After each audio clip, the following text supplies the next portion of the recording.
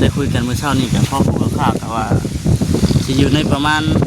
10,000กับ2,000นี่แหละพี่น้องเราก็เป็นเงินกีบกันในประมาณ8 ล้านปลายปีนี้เอาสำนี้ก่อนเด้อพี่น้องเอ้ยปีนี้ปีหน้าปีในว่ากันใหม่ปีนี้หาเงินจ้างแมงกุจีใหญ่มาดุดให้มาสั้นซะ เนาะปีหน้าเลยจังว่ากันไหมหาเงินซื้อเสาคนงานจะแต่ไม่เป็น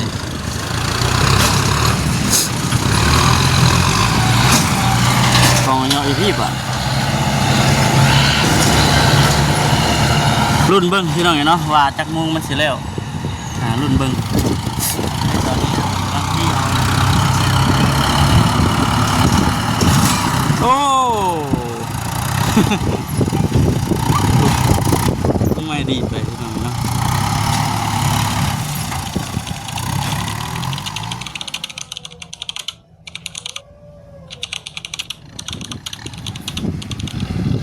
พี่น้องไปเปิดคลิปเปิดภาพมาหอดเวลาแล้วพี่น้องเนาะกำลังพี่น้องกำลังกันสิดุดเดือถึกดินตะกี้นะบอกคำคิดว่าสิเอารถตักดินมาถกนะพี่น้องนะแต่ว่าก็จะบริมาจุกแถวใกล้แน่ก็เลยคิดเห็นเพนตัวนี้บัดเอารถดุดถึกมาทางนี้ตามไปนี่ก่อน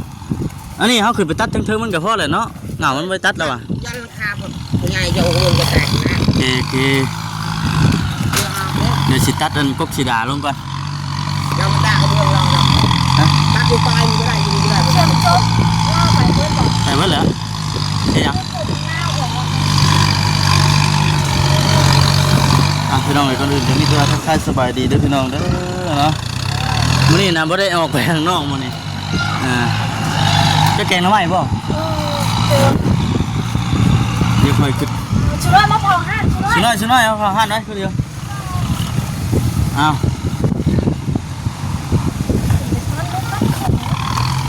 ตัดเงาเลยเนาะ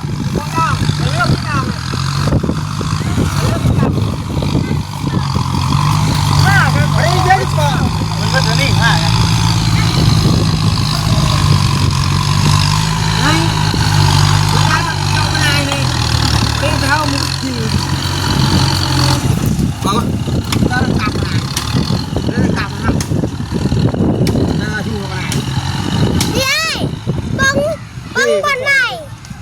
ยันรถเรา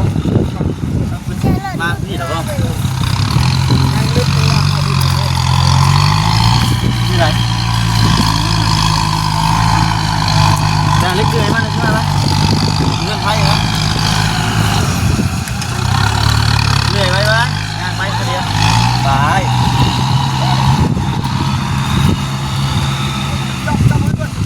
ยกคนเดียวไปเมื่อไหร่คนเดียวไป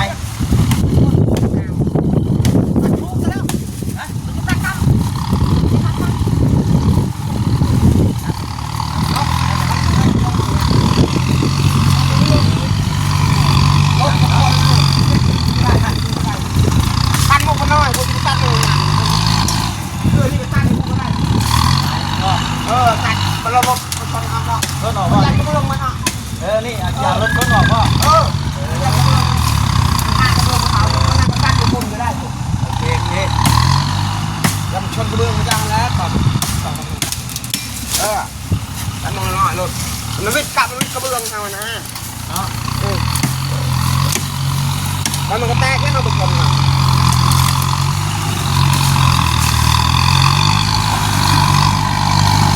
ตัดให้เราไปชนหรอก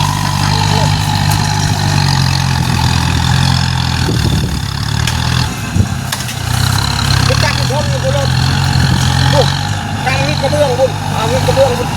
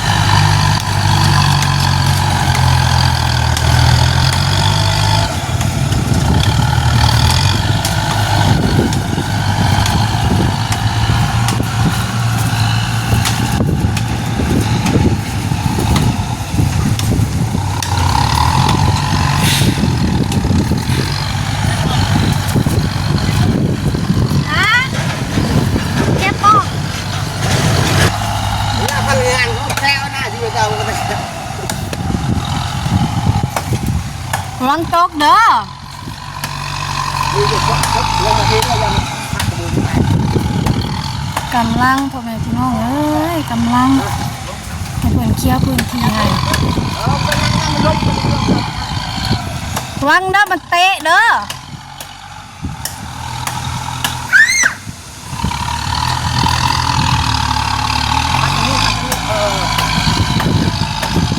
ระวังเด้อ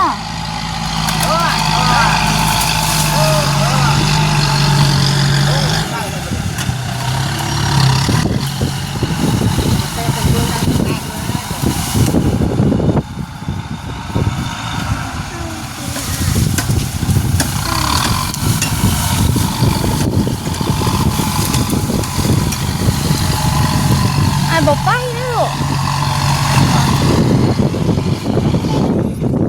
มันเจ็บร้อนมันปวด เดี๋ยว เอาไปกินข้าว คือไปตัดกันก็ขีดาเดี๋ยวมันดื้อหลังคานะพี่น้องเนาะเวลาเพิ่นสิเย็นตามกกมันออก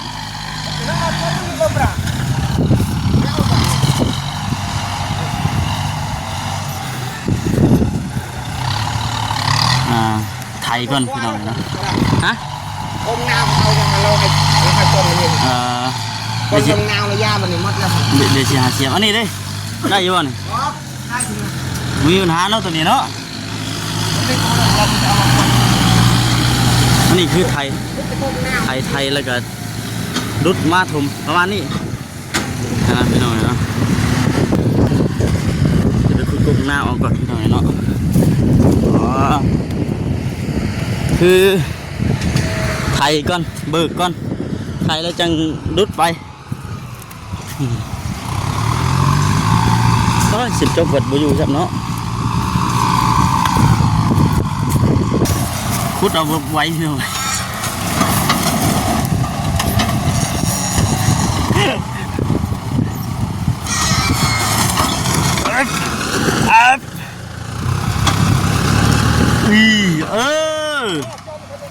ได้แล้วไป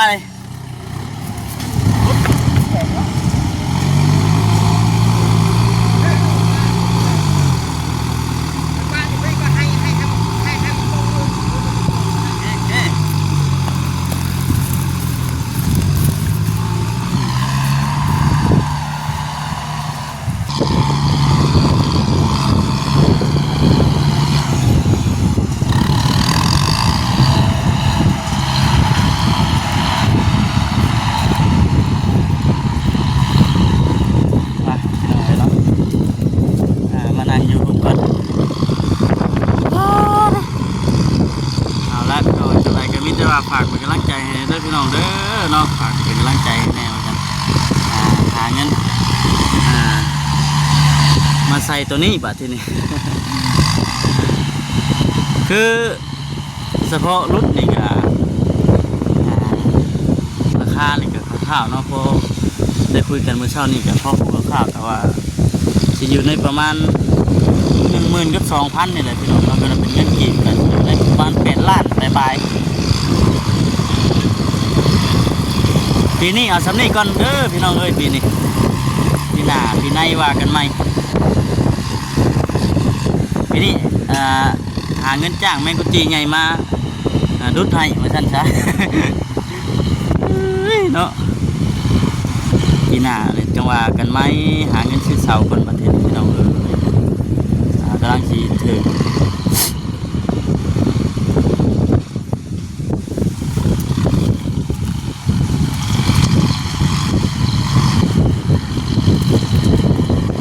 รุ่นกันพี่น้องเนาะว่ามันสิเร็วประมาณจักโมงรุ่นกันทางพูดคู่ว่าทางเพพี่น้องกำลังเอาอันกงใหม่น้ำเพื่อนออก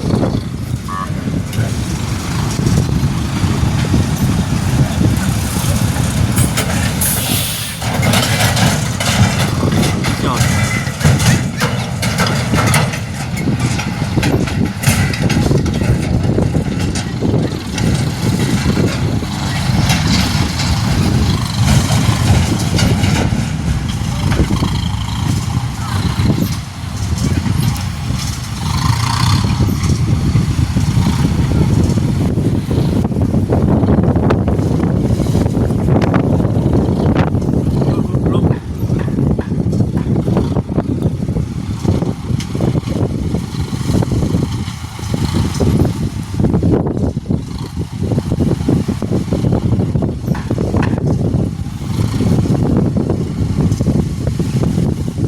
เจาะเพื่อนดิพี่น้องเนาะ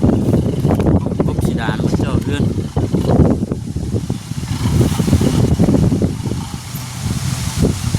ก็เลยอยากแน่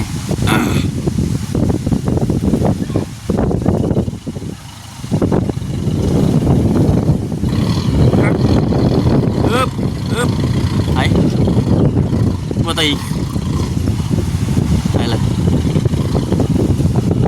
มันเจาะเพื่อนเนาะเนี่ยพี่น้องเนาะแค่ว่าดุดมาเนี่ยก็จะอยู่ซึ่งโตนี่พี่น้องเนาะโตนี่เนี่ยโตตัวนี้ทางนี้ป้าว่าให้น้องสาวตัวนี้นะ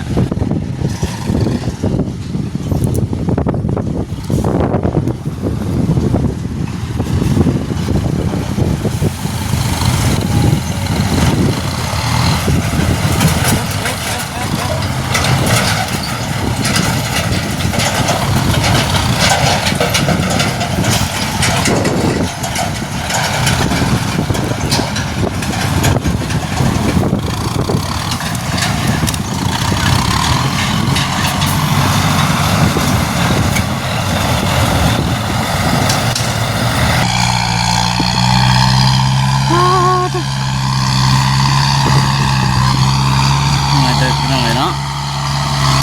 ตัดกันงาก็ดาลงในมันกิน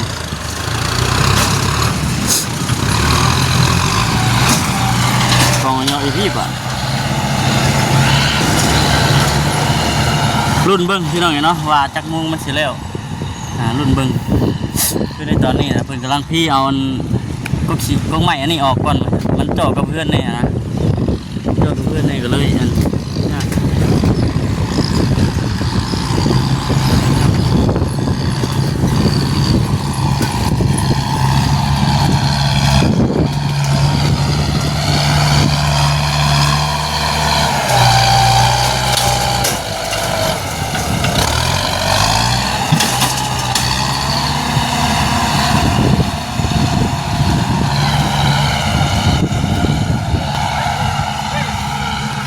เด้อก็ไม่เด้อยับเด้อหันเด้อเจ้าก็ไม่ออกนะยับไหม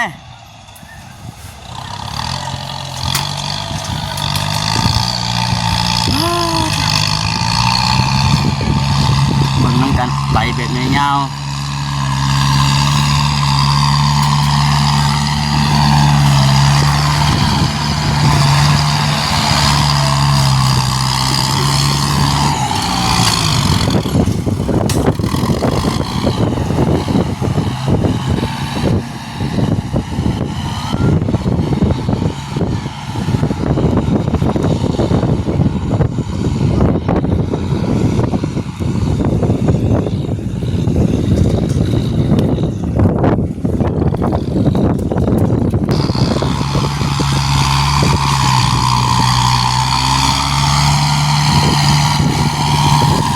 ใช่หรอกพี่น้องมันเป็นดินทรายอ่ะเนี่ยมันเป็นดินทรายว่ามันสิ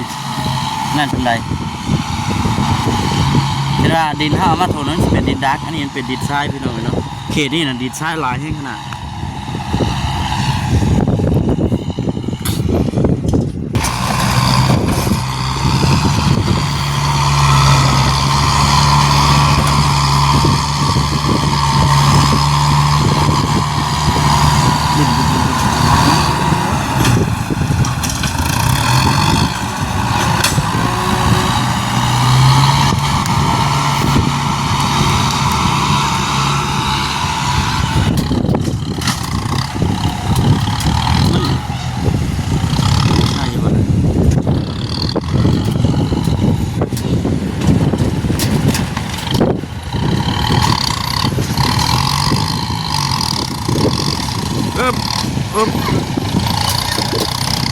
บางเรื่องน้องยันว่าชนะ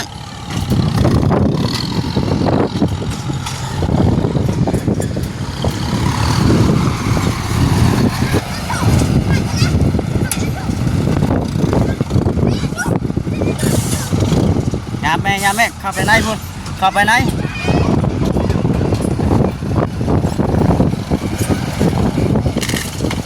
ครับออก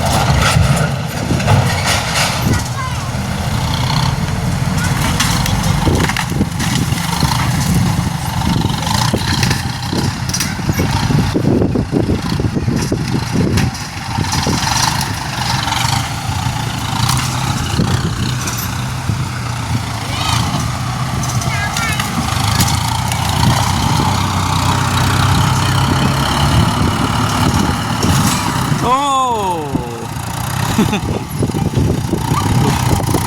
ำไมดีไปพี่น้องเนาะ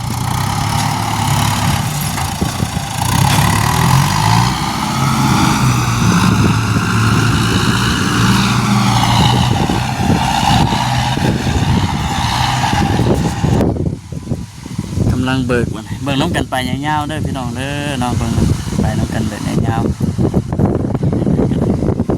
คือขั้นตอนพวกนี้นะเพิ่น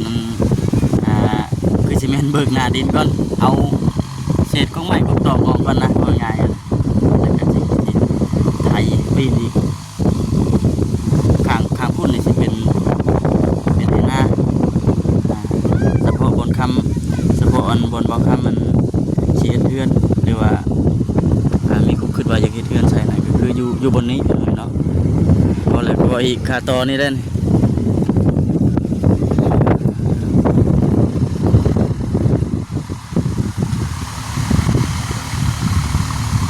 ถ้าว่า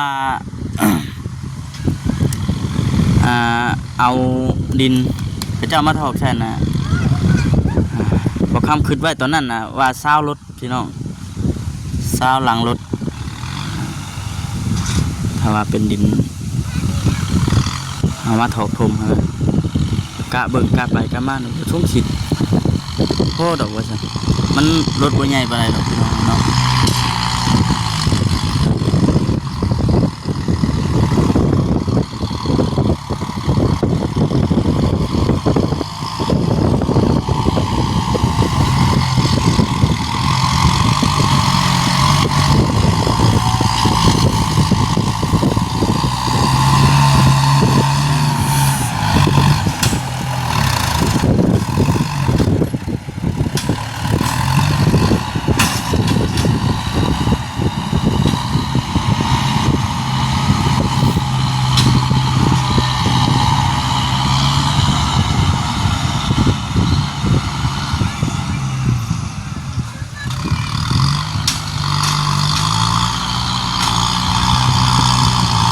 ผมว่าดุดเลยเนาะสำใดก็อยู่มาจนได้นะพี่น้องเนาะคักแน่ดิ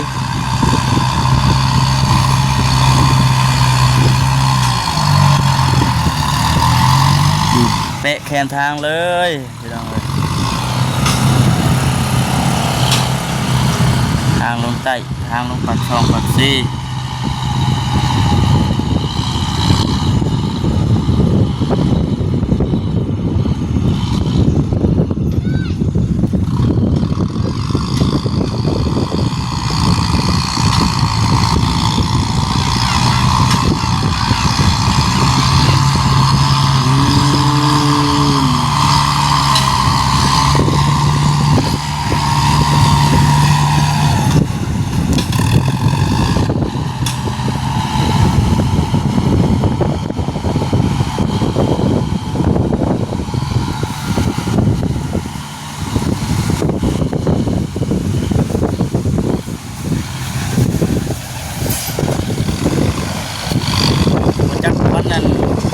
ไปพี่น้องคดทางพี่เดือมันนะ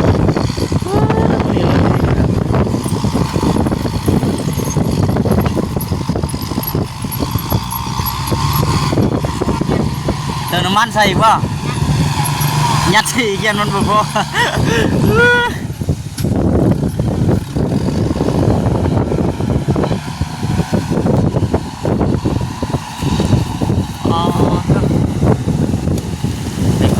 เนาะฮะเป็นอะไรปัดเขายัดเปลือกมันยันมาพอเลยดิยันเปิดดิน้ำมันซื้อมาไว้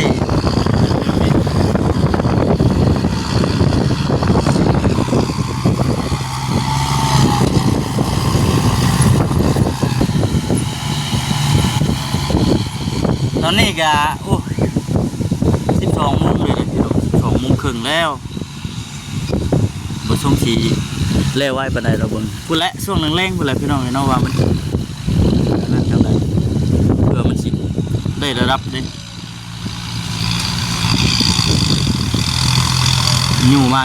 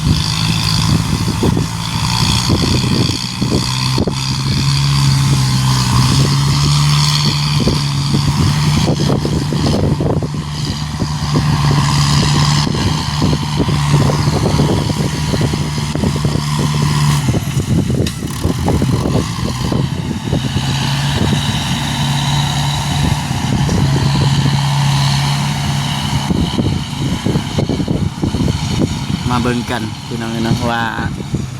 ในราคา8 ล้านนี่มันสิออกมาแบบใดนะ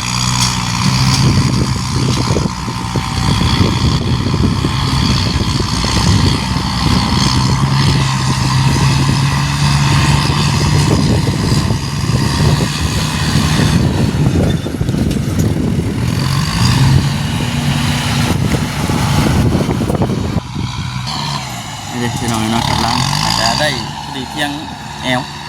ติดตามเบิ่งอีกพี่น้องเนาะคลิปนี้ก็คือสิจบก่อน แกดินทราย2 ปีเลยหักแล้ว2 ปี อันนี้ได้ระหว่างดินทรายกับดินด่างอะไรครับคุณ โอ้มันไปดินทรายเลย อ๋อ วะ มันแน่นวะ แล้วมันเย็นแล้วมันยังก็ ไปพี่น้องมีเจอติดตามเบิ่งอีก